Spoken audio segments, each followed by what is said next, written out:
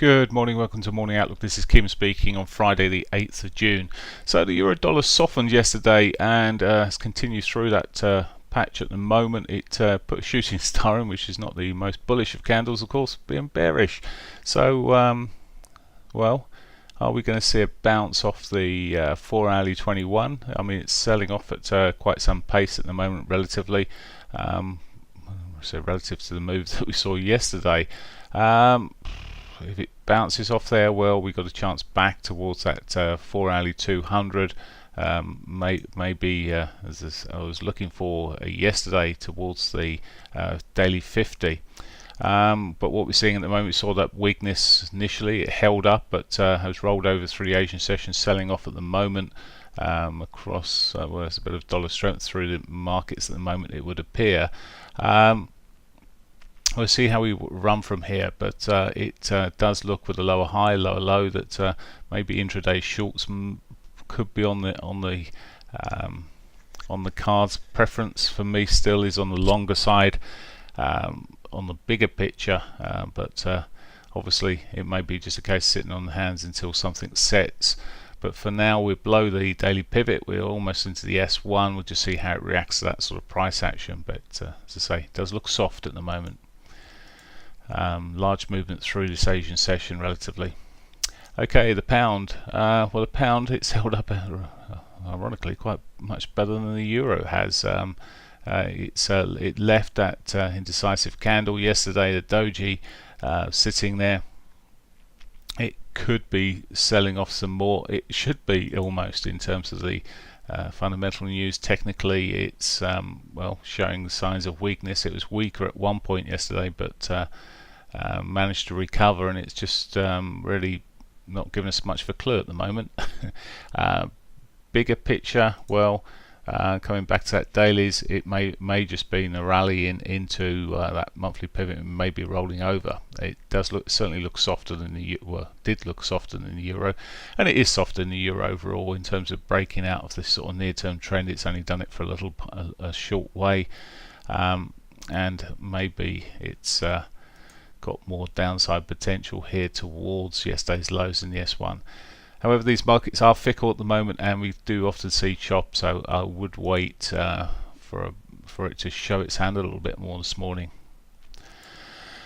Dollar yen, well, yesterday recovered in terms of the yen recovered against the US dollar there, and making a bit of a move down. It was a bit more significant. It held on to its most of its gain there, and is what it gave away is taken back so far this morning. Now, where to now? Well, it does look like there may be more downside. It's lower highs, lower lows in there at the moment, although we're close on double bottom area here. Then, well, no divergence sitting now on the MACD there, and the RSI. There might be a minute bit of divergence there, but it's over quite a long period there now.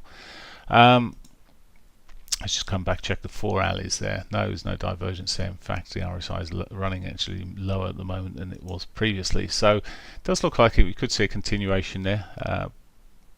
Not much else to say on that one. It's certainly looking like the shorts may have it. Aussie dollar sold off. So really, the only one we're really seeing at the moment is the dollar yen actually strengthening against the dollar.